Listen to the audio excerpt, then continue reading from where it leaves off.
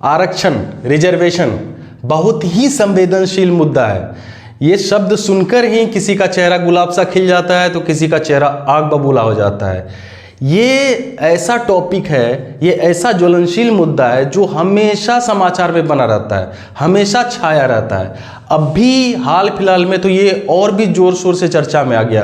क्यों? क्योंकि supreme court ने SC/ST वर्ग के उपवर्गीकरण यानी इस कैटेगरी के सब कैटेगराइजेशन पर एक फैसला सुनाया। फिर जाकर ये जोर जोर से चर्चा का विषय बन गया, क्या ये सही है, क्या ये नहीं है। देखते हैं इसके बारे में क्या है ये।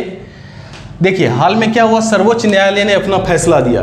ठीक है, 7 जजों की बेंच ने यह फैसला सुनाया कि राज्य सरकार जो है अपने राज्य में SC/ST यानी schedule caste and schedule tribe, अनुसूचित जाति और अनुसूचित जनजाति के वर्गों का उपवर्गीकरण कर सकती है। मतलब इस कैटेगरी का सब कैटेगरी में डिवीजन कर सकती है, कैटेगरी का सब कैटेगराइजेशन कर सकती है। देखिए ये पहले क्या सिर्फ केंद्र सरकार कर सकती थी, ऐसा पावर सिर्फ केंद्र सरकार के पास होता था। अनुच्छेद 341 में आर्टिकल 341 में यह कहा गया था कि केवल राष्ट्रपति को SC/ST की सूची में बदलाव का अधिकार है। मतलब सिर्फ केंद्र सरकार, यानी सिर्फ केंद्र सरकार जो है ये कर सकती थी। केंद्र सरकार के पास यह पावर था, केंद्र सरकार के पास यह पावर था कि SC/ST की सूची में वो बदलाव कर सकती। लेकिन सर्वोच्च न्यायालय यानी सुप्रीम कोर्ट के इस फैसले के बाद अब राज्य भी जो है वह शेड्यूल कास्ट और शेड्यूल ट्राइब के वर्गीकरण में दखल दे पाएंगे। मतलब कैटेगरी का सब कैटेगराइजेशन वो कर सकते हैं, सब क्लासिफाई कर सकते हैं उसको। अब देखिए ये फैसला जो सुनाया गया 7 जजों की बेंच ने सुनाया। ठीक है, उनमें कौन कौन से थे? मुख्य न्यायाधीश जो चीफ जस्टिस हैं DY चंद्रचूड़ थे। ठीक, यही अभी मुख्य न्यायाधीश हैं हमारे सुप्रीम कोर्ट के।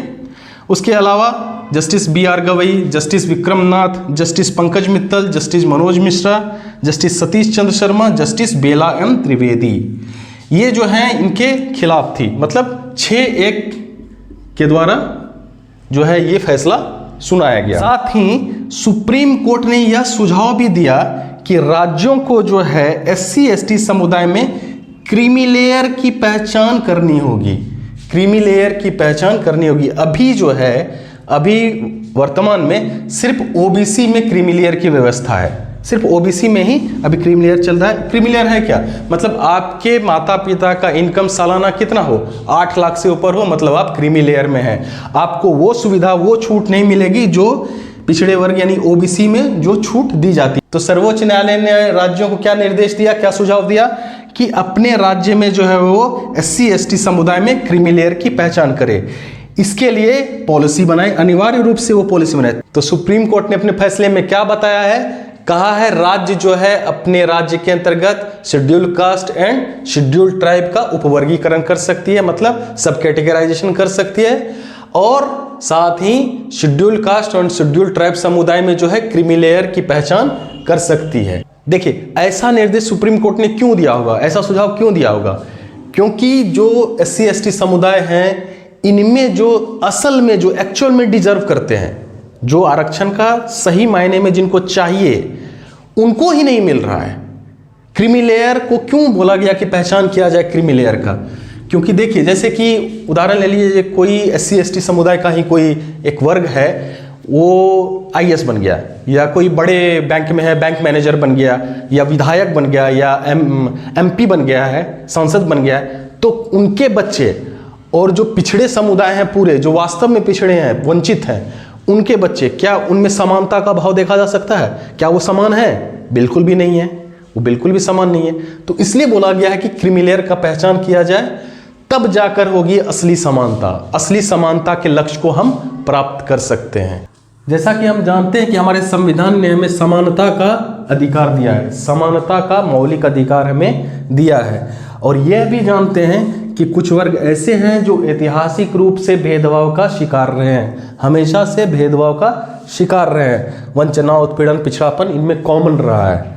तो राज्य ने क्या किया है, इनके उत्थान के लिए और इनके विकास के लिए आरक्षण की नीति अपनाई, आरक्षण दिया इन समुदाय को, ताकि ये समाज में, सरकार में आर्थिक रूप से हर प्रकार से इनका उत्थान हो और इनका विकास हो। तो राज्य का यह लक्ष्य रहा है कि इन समुदायों को, जो पिछड़े वंचित वर्ग हैं, इनका प्रतिनिधित्व जो है समाज और सरकार में पर्याप्त रूप से सुनिश्चित हो सके और सही मायने में जो वाकई में वंचित समुदाय हैं उनको आरक्षण का लाभ मिल सके।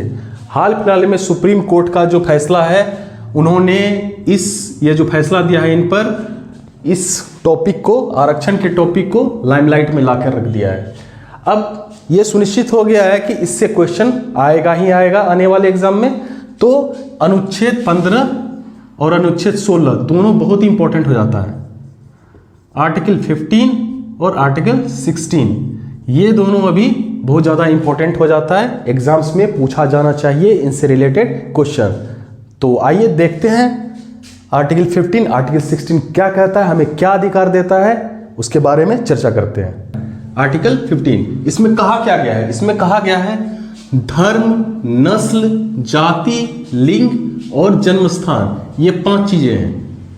धर्म, नस्ल, जाति, लिंग और जन्मस्थान के आधार पर नागरिकों के बीच भेदभाव का निषेध करता है, विशेषकर सार्वजनिक स्थानों के प्रयोग के संदर्भ में। ठीक है, मतलब जो भी सरकारी स्थान है, जो भी सार्वजनिक स्थान है, जो सार्वजनिक समागम के स्थान है, वहां पे हम धर्म, नस्ल, जाति, लिंग और जन्मस्थान के आधार पर नागरिकों में कोई भी भेदभाव नहीं कर सकते। पूरी तरह से इस बात का यह प्रतिबंध करता है। ठीक है, अब सार्वजनिक स्थान क्या है? जैसे कि दुकान है, होटल है, मनोरंजन स्थल है, कुआं, स्नान घाट है, पूजा स्थल है, सड़क है, ये सब क्या है? सार्वजनिक समागम के स्थान है। यहाँ पे आप भेदभाव नहीं कर सकते हैं। आर्टिकल 15 पर एक बॉलीवुड में एक मूवी भी बनी है आर्टिकल 15 नाम से ही, जिसमें आयुष्मान खुराना ने लीड रोल किया है। वो मूवी देखना चाहिए आप लोगों को, इस पे बहुत अच्छे से इस आर्टिकल को पोर्ट्रे किया है उसमें। ठीक है, अब क्या है, इसके कुछ अपवाद हैं, जैसे कि शेड्यूल कास्ट, शेड्यूल ट्राइब यानी अनुसूचित जाति, अनुसूचित जनजाति, ओबीसी, अन्य पिछड़ा वर्ग, महिला, बच्चा, इन सब के पक्ष में कुछ विशेष प्रावधान किए जा सकते हैं। इनके पक्ष में कुछ विशेष प्रावधान हो सकते हैं, वो इसका उल्लंघन नहीं करेगा। जैसे कि अब स्नान घाट है, बहुत सारे नदियों के तट पे स्नान घाट बनाए जाते हैं, जो उसमें क्या होता है, महिलाओं के लिए अलग से व्यवस्था की जाती है। तो ये क्या हुआ, भेदभाव नहीं किया जा रहा है हम लोगों के बीच, उनको विशेष प्रावधान के जरिए उनको विशेष सुविधा दी जा रही है, बस यही है। तो कुछ अपवाद भी है, जैसे कि अब बच्चों को क्या है, स्कूल्स, जो भी सरकारी स्कूल है उसमें क्या है, निःशुल्क शिक्षा है। निःशुल्क शिक्षा का प्रावधान किया गया बच्चों के लिए। प्राइवेट में नहीं है, प्राइवेट में फीस दीजिए, सरकारी में लेकिन बच्चों के लिए निःशुल्क शिक्षा का प्रावधान किया गया। तो ये ऐसा नहीं है कि शिक्षा व्यवस्था में हमने क्या किया, इसमें भेदभाव कर दिया, नहीं, बच्चों के लिए निःशुल्क शिक्षा की व्यवस्था की गई है। अब SC ST के भी जो विद्यार्थी हैं उनको भी शिक्षण संस्थानों में शुल्क में छूट दी गई है। जैसे फीस में, शुल्क में क्या है, छूट दी गई है, फीस में छूट मिलती है इन लोगों को। तो ये क्या हुआ, भेदभाव नहीं है, ये एक विशेष इन लोगों को व्यवस्था की गई है इसके लिए। तो अनुच्छेद 15 के अंतर्गत जो है आपको 2 संविधान संशोधन बहुत महत्वपूर्ण है। एक है 93वां संविधान संशोधन, एक है 103वां संविधान संशोधन। ये ज़्यादा इंपॉर्टेंट है, इसको याद रखिएगा अच्छे से, इससे क्वेश्चन प्रीलिम्स में पूछे जा सकते हैं। अब देखिए 93वां संविधान संशोधन क्या कहता है, इसमें आर्टिकल 15(5) जोड़ा गया, अनुच्छेद 15(5) इसमें जोड़ा गया। इसमें क्या कहा गया, इसमें क्या प्रावधान किया गया कि संसद जो है, कौन, संसद, इसमें यह प्रावधान किया गया, संसद कानून बनाकर उच्च शिक्षण संस्थानों में और निजी शिक्षण संस्थानों में पिछड़े वर्गों के लिए आरक्षण का प्रावधान कर सकती है। यहां आरक्षण की बात कही गई है, उच्च शिक्षण संस्थानों में और निजी शिक्षण संस्थानों में कौन करेगा, तो संसद कानून बनाकर कर सकती है। इसी आधार पर संसद ने क्या किया, उच्च शिक्षण संस्थानों में नामांकन में आरक्षण, यहां किसमें आरक्षण दिया गया, नामांकन में आरक्षण अधिनियम 2006 पारित किया। ये याद रखिएगा 2006। तो संसद ने क्या किया है, नामांकन में आरक्षण अधिनियम 2006 पारित किया। अब एक और संविधान संशोधन हुआ, 103वां संविधान संशोधन 2019। ये बहुत इंपॉर्टेंट है, इसको याद रखना है। इसमें क्या किया गया, 15(6) और 16(6) ये दोनों जोड़ा गया। ये 16 आर्टिकल 16 में जोड़ा गया है, इसमें 15(6) जोड़ा गया है। ठीक है, आर्टिकल 15 में 15(6) और आर्टिकल 16 में 16(6) जोड़ा गया है इसी संविधान संशोधन के माध्यम से। ये आगे देखेंगे इसको भी, अब 15(6) में क्या कहा गया कि नामांकन में यानी दाखिले में जो है 10% आरक्षण दिया जाएगा। किस आधार पर? तो आर्थिक आधार पर 10% आरक्षण की व्यवस्था की गई। ये क्वेश्चन पूछा जा सकता है कि किस संविधान संशोधन विधेयक द्वारा किया गया है, तो 10% आरक्षण की व्यवस्था की गई है 103वां संविधान संशोधन के माध्यम से। किसको दिया जाएगा? ईडब्ल्यूएस कैटेगरी को, इकोनॉमिकली वीकर सेक्शंस, आर्थिक रूप से पिछड़े वर्ग जो भी हैं ईडब्ल्यूएस, उनके लिए व्यवस्था की गई है। ये किसमें? दाखिले में, मतलब नामांकन में।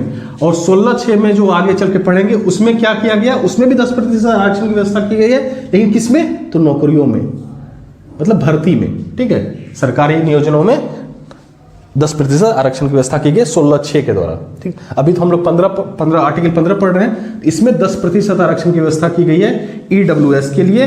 किसमें? किस संविधान संशोधन के द्वारा? 103वां संविधान संशोधन विधेयक 2019 के द्वारा। देखते हैं अनुच्छेद 16 क्या कहता है, ये किस प्रकार के समानता के अधिकार की बात करता है। ये बोलता है कि लोक नियोजन के विषय पर, यानी सरकारी नियुक्ति, सरकारी नौकरी के विषय पर, लोक नियोजन के विषय पर अवसर की समानता प्रदान की गई है। अवसर की समानता प्रदान की गई है किसके लिए? सरकारी नौकरियों, सरकारी नियोजनों के विषय पर। इसमें क्या होता है? यह धर्म, जाति, लिंग, जन्मस्थान, इस सब आदि के आधार पर सरकारी नियोजनों में समानता पर बल देता है। मतलब इन सब के आधार पर हम किसी को भेदभाव नहीं कर सकते किसी पर। ठीक है, जैसा कि हम जानते हैं कि हमारे प्रस्तावना में भी इसका उल्लेख है। प्रस्तावना में कहा गया है कि समता होनी चाहिए, समता प्रदान की गई है। किस तरह की समता? एक प्रतिष्ठा की और एक अवसर की। हमारे प्रस्तावना में 2 प्रकार के समता की बात की गई, एक प्रतिष्ठा की और अवसर की। यहां पे यही है ना, अवसर की समानता की बात कहता है ये। लोक नियोजन के विषय पर अवसर की समानता की बात हो रही है अनुच्छेद 16 में। अब इसमें अपवाद भी है। ठीक है, ये तो बोला गया कि हाँ कोई मतलब भेदभाव नहीं किया जाएगा, सबके लिए बराबर है, लेकिन इसमें अपवाद भी है। अब क्या है? संसद कानून बनाकर निवास को या जन्मस्थान को किसी क्षेत्र में रोजगार हेतु एक अनिवार्य योग्यता बना सकती है। मतलब कोई फलाना रोजगार में, फलाना नियुक्ति में किसी विशेष राज्य के निवासी ही उसमें आवेदन कर सकते हैं, या इस तरह का कुछ विशेष प्रावधान संसद कानून बनाकर कर सकती है, ये अधिकार है उसको। दूसरा, धार्मिक संस्थाओं के पद पर उस धर्म विशेष के अनुयायियों को ही दिए जा सकते हैं। अब मस्जिद में जो है मौलवी का पद कोई ब्राह्मण को तो नहीं दे सकते हैं, जनरली नहीं दिया जाता है। तो क्या है? उस धर्म का विशेष अनुयायी है तो ही उसको दिया गया। अब मंदिर में हमारा पुजारी है, तो पुजारी के जगह पे क्या मुसलमान को पूजा करने के लिए तो नियुक्त नहीं कर सकते हम। तो मतलब क्या, धार्मिक संस्थाओं के पद उस विशेष धर्म के अनुयायी को ही दिए जा सकते हैं, ये एक अपवाद है। अगला है आर्टिकल 16 क्लॉज 4। इसके अनुसार क्या कहा गया है कि पिछड़े वर्गों, बैकवर्ड क्लास के लिए विशेष प्रावधान किए जा सकते हैं। मतलब नौकरी में आरक्षण दिया जा सकता है बैकवर्ड क्लास के लोगों को, इसी अनुच्छेद के अनुसार से इसमें प्रावधान किए गए हैं। उसके बाद एक और अनुच्छेद है 16(6), अनुच्छेद 16 क्लॉज 6। इसके अनुसार क्या कहा गया है कि जो इकोनॉमिकली वीकर सेक्शंस हैं, ईडब्ल्यूएस हैं कैटेगरी में जो आते हैं, आर्थिक रूप से कमजोर, इसको जो है लोक नियोजन में सरकारी नौकरी में 10% आरक्षण की व्यवस्था की गई है। 103वां संविधान संशोधन विधेयक के जरिए ये ऐसा किया गया, 2019 में लाया गया था। उसके अनुसार से क्या किया गया? ईडब्ल्यूएस को 10% आरक्षण मिला है सरकारी नौकरियों में। ठीक, तो इसके बाद क्या हुआ है कि अब आरक्षण का मुद्दा ज्वलनशील मुद्दा है, पहले से भी रहा है, अभी भी हमेशा ये चलता रहता है। आरक्षण का मुद्दा हमेशा न्यूज में रहता है। अब जिसको मिल रहा है उसके लिए तो बढ़िया है, जिसको नहीं मिल रहा है उसके लिए खराब है। अब देखते हैं कि आरक्षण, इस पे भी थोड़ा विचार किया जाए कि आरक्षण वाकई में सही है कि नहीं है, क्या सुधार होना चाहिए इसमें। ठीक है, इसको भी देखते हैं हम। अब आरक्षण अच्छा है, बुरा है, क्या है, उस पर डिस्कस करने से पहले थोड़ा आरक्षण से रिलेटेड कुछ इंपॉर्टेंट फैक्ट्स को देख लेते हैं पहले। ठीक है, देखिए 1953 में प्रथम पिछड़ा वर्ग आयोग का गठन किया गया। 1953 में प्रथम पिछड़ा वर्ग आयोग, जिसको कालेलकर आयोग भी बोलते हैं, इसका गठन हुआ था इसके लिए। फिर जो सबसे इंपॉर्टेंट है वो ये है 1979 इसमें द्वितीय पिछड़ा वर्ग आयोग का गठन किया गया, जिसे मंडल आयोग भी कहते हैं। मंडल आयोग क्यों नाम पड़ा इसका? क्योंकि इसके अध्यक्ष जो थे उनका नाम था बीपी मंडल। ठीक है, बीपी मंडल के नाम पे इस आयोग का नाम मंडल आयोग रखा गया। ये द्वितीय पिछड़ा वर्ग आयोग था। ठीक है, कब गठन हुआ था? तो जनता पार्टी की सरकार में मोरारजी देसाई थे प्रधानमंत्री, उसी के समय में उन्होंने ही गठन किया था द्वितीय पिछड़ा वर्ग आयोग का, जिसका नाम था मंडल आयोग, बीपी मंडल की अध्यक्षता में। अब इनको कार्यभार दिया गया क्या कि पिछड़े वर्ग जितने भी हैं उनकी शैक्षणिक स्थिति और उनकी सामाजिक स्थिति की जांच कीजिए, फिर उसके हिसाब से अपना सिफारिश प्रस्तुत कीजिए। तो इन्होंने शैक्षणिक स्थिति देखा, पिछड़े वर्गों का सामाजिक स्थिति देखा, फिर उसके उन्नति हेतु जो सुझाव दिए उनसे मांगा गया था कि अब इनका जो स्थिति देख करके इसका डेवलपमेंट कैसे किया जाए, सुझाव दिया जाए। तो उन्होंने अपना रिपोर्ट दिया 1980 में। गठन कब हुआ था? 1979 में, और रिपोर्ट दिया था 1980 में। इसमें इन्होंने बहुत सारी सिफारिशें दी। ठीक है, जैसे कि सबसे पहला सिफारिश का यह था कि ओबीसी को 27% आरक्षण दिया जाए, ओबीसी वर्ग को 27% की आरक्षण की व्यवस्था कराई जाए, और OBC, schedule caste, schedule tribe, इन सबको जो है आयु सीमा में छूट प्रदान किया जाए। और भी जैसे कि सरकारी क्षेत्र के उपक्रम है, बैंक है, सरकारी अनुदान प्राप्त संस्थान है, कोई भी उपक्रम है, विश्वविद्यालय है, कॉलेज है, इन सब में क्या है, पिछड़े वर्ग को, इन सब में पिछड़े वर्गों को क्या हुआ, आरक्षण दी जाए। ये इन्होंने, और भी बहुत सारे बातें इनमें कही गई थी। तो बीपी मंडल ने ये सिफारिश की। अब इनके सिफारिशों को जो है मानकर 1990 में बीपी सिंह की सरकार थी, वीपी सिंह की सरकार, इन्होंने 27% आरक्षण दिया, व्यवस्था किया पिछड़े वर्ग के लिए। ठीक है, किसके सिफारिशों को मानते हुए? तो मंडल आयोग के जो सिफारिश थे उनको मानते हुए। फिर आगे चलकर 1991 में, ये 1990 में वीपी सिंह की सरकार ने की थी, 27% आरक्षण की व्यवस्था की थी। उसके बाद 1991 में नरसिम्हा राव सरकार थी, इन्होंने भी आर्थिक रूप से जो पिछड़े वर्ग थे उनको 10% आरक्षण की व्यवस्था की। ठीक है, अब क्या हुआ, ये जो मंडल आयोग की सिफारिशों को मानकर सरकार ने जो क्रियान्वयन किया, उसको लेकर विवाद उत्पन्न हो गया। ठीक है, और सरकार को चुनौती दी गई कोर्ट में। ठीक, तो उस समय ये केस आया था इंदिरा, ये बहुत इंपॉर्टेंट केस है, इंदिरा साहनी बनाम भारत संघ। ठीक है, जिसको कि इस केस में इतना बार मंडल आयोग का नाम लिया गया, इसको बाद में मंडल केस ही कहा जाने लगा। नाम था इसका इंदिरा साहनी बनाम भारत संघ, लेकिन मंडल आयोग का इतना बार चर्चा हुआ कि इसका नाम ही पड़ गया मंडल केस, मंडल केस ही बोला जाने लगा। इसमें क्या हुआ, इस सर्वोच्च न्यायालय ने इस संबंध में कि सेवाओं में आरक्षण की क्या व्यवस्था हो, उसके संबंध में बहुत सारे महत्वपूर्ण निर्णय दिए, जो कि हम देखते हैं। तो मंडल केस में जो सुप्रीम कोर्ट ने ये सब निर्णय दिए हैं, उनको देखते हैं क्या क्या है। सुप्रीम कोर्ट ने बोला कि आरक्षण की व्यवस्था जो है समानता के विरुद्ध नहीं है। भारत में क्या है, समानता का अधिकार दिया गया है। बोला गया है कि धर्म, लिंग, जाति, धर्मस्थान, ये सब के आधार पर हम भेदभाव नहीं कर सकते, लेकिन यहाँ क्या किया गया है, आरक्षण भी दे दिया गया है। तो एक तरह से बोला गया कि विरुद्ध है, लेकिन नहीं, सुप्रीम कोर्ट ने अपना निर्णय यह दिया कि आरक्षण की जो ये व्यवस्था है ये समानता के विरुद्ध नहीं है, ये जो दबे कुचले जो पिछड़े वर्ग के लोग हैं उनको बराबरी में लाने के लिए किया गया है। ठीक है, तो ये समानता के विरुद्ध नहीं है। भारत में आरक्षण का आधार जाति को बनाया जा सकता है, अभी तो इसी के बेसिस पे चल ही रहा है। ठीक है, और अनुच्छेद 16(4) में जो वर्णित पिछड़ापन है उसका तात्पर्य सामाजिक पिछड़ापन से है, ना कि आर्थिक पिछड़ापन से। ये मंडल केस में दिया गया निर्णय है। आरक्षण की अधिकतम सीमा कितनी होनी चाहिए? 50%। इससे ज्यादा आरक्षण अवैध माना जाएगा उनके अनुसार, सुप्रीम कोर्ट के अनुसार से ये बोला गया है।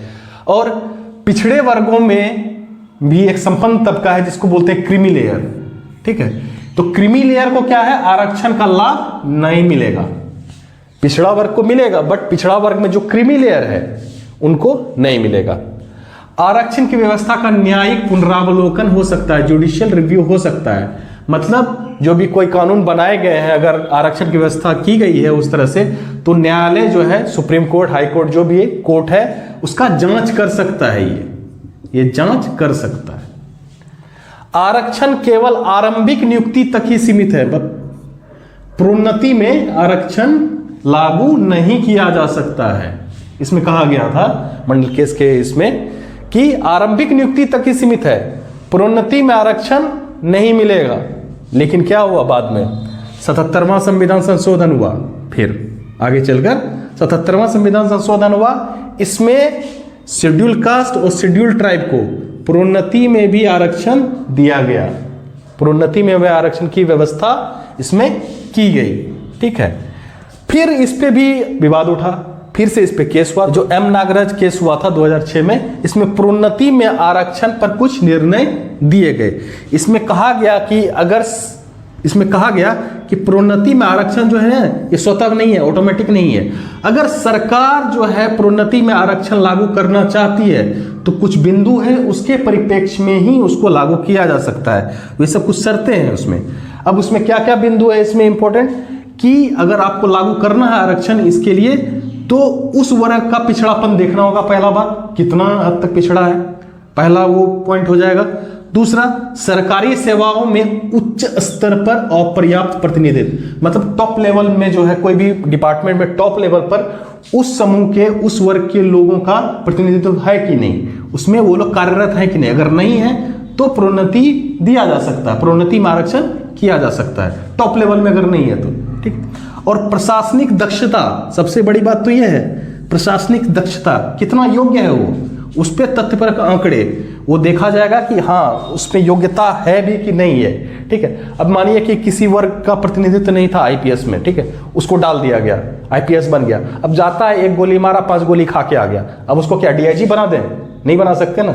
तो वही बात है, प्रशासनिक दक्षता भी होनी चाहिए। तो ये 3 बिंदु पर गौर करना है, इस पे विचार करना होगा अगर आप प्रोन्नति में आरक्षण देना चाहते हैं तो। अब आरक्षण अच्छा है कि बुरा है, वो तो दोनों पक्षों को देखने समझने के बाद ही समझ में आएगा कि इसके पक्ष में क्या बोला जा रहा है, विपक्ष में क्या बोला जा रहा है। दोनों पक्षों को देख लेते हैं, फिर समझते हैं क्या है ये।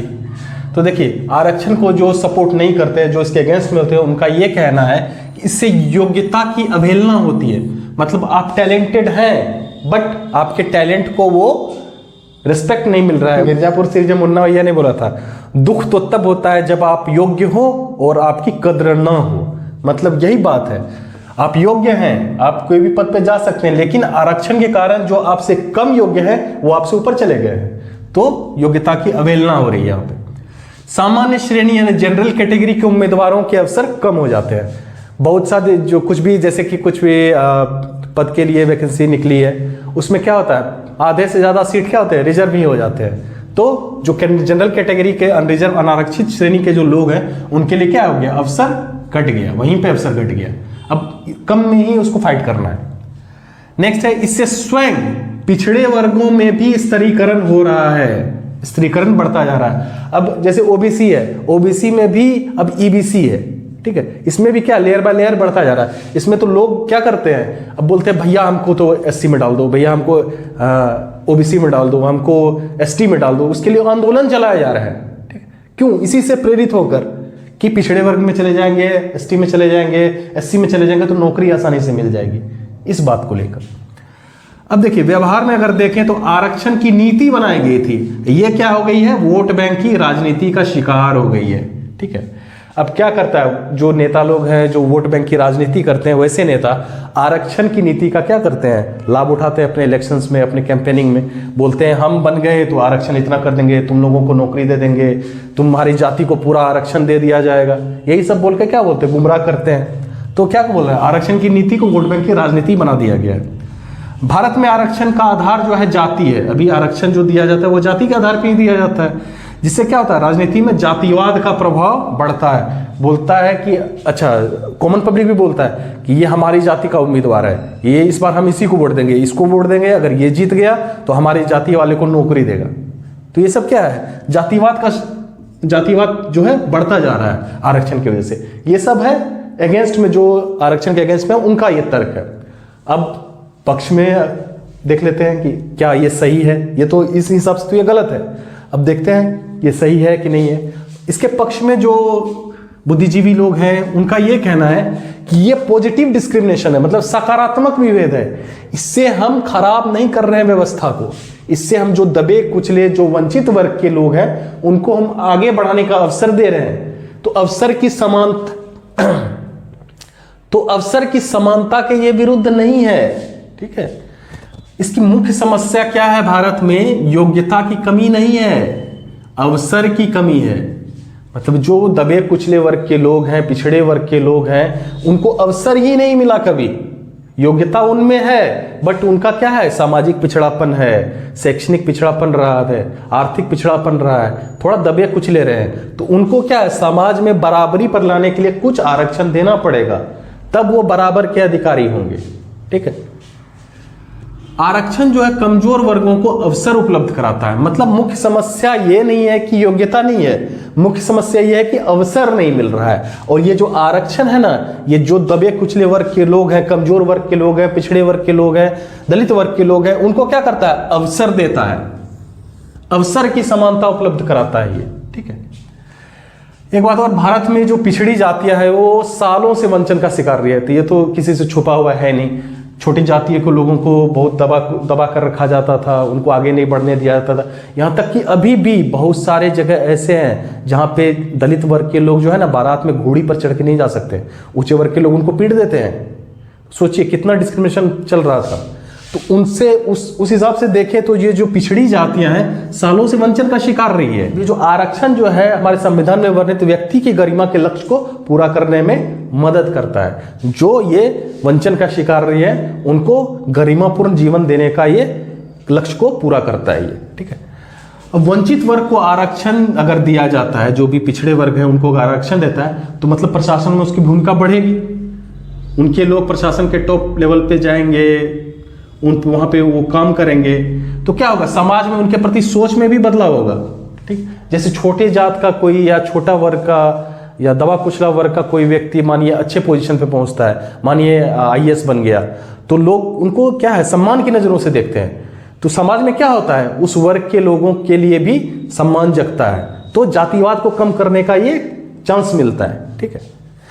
भारत में समानता का अर्थ है समान परिस्थिति में समान व्यवहार करना। ये नहीं है कि कोई छोटा है कोई बड़ा है। अब देखिए हमें वहाँ खिड़की के बाहर देखना है, ठीक, कोई इतना हाइट का है कोई इतना बड़ा है, तो दोनों को वहाँ पे जाके खड़ा कर दिए, समान, हम समान रखेंगे, ये समानता नहीं है। अब जो छोटा है उसको भी बाहर देखना है खिड़की से, तो उसको टेबल पे खड़ा कर दिए।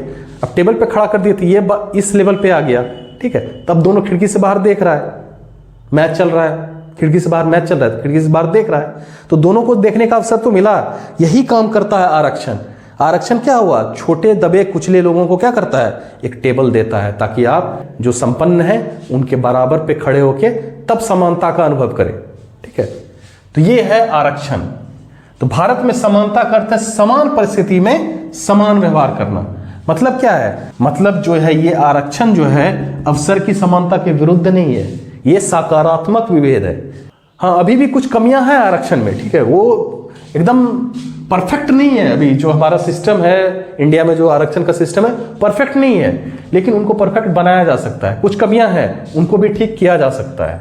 अब आरक्षण के बारे में इसके पक्ष में और विपक्ष में दोनों में तर्क को देखने के बाद हम निष्कर्ष पर पहुंच सकते हैं कि व्यवस्था तो भैया बढ़िया है, ये सिद्धांत तब व्यवस्था बढ़िया है, प्रॉब्लम तब क्रिएट होता है जब इसको इम्प्लीमेंट किया जाता है। यहाँ पे इम्प्लीमेंट करने के टाइम में घुस जाता है हमारा गंदा राजनीति, वहाँ पे असली प्रॉब्लम शुरू हो जाता है। वैसे सिद्धांततः देखा जाए तो आरक्षण की व्यवस्था क्या है, सही है।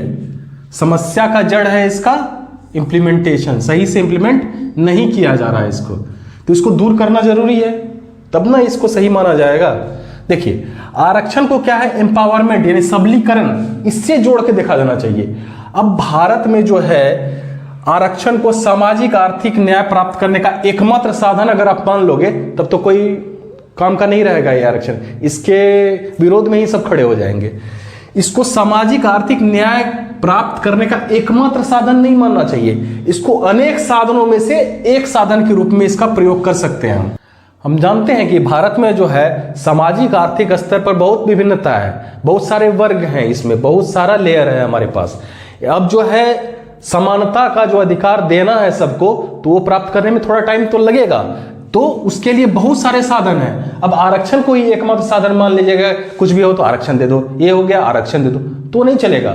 बहुत सारे साधनों में एक साधन को आप आरक्षण मान सकते हैं और उसको यूज कर सकते हैं आर्थिक न्याय सामाजिक न्याय प्राप्त करने में।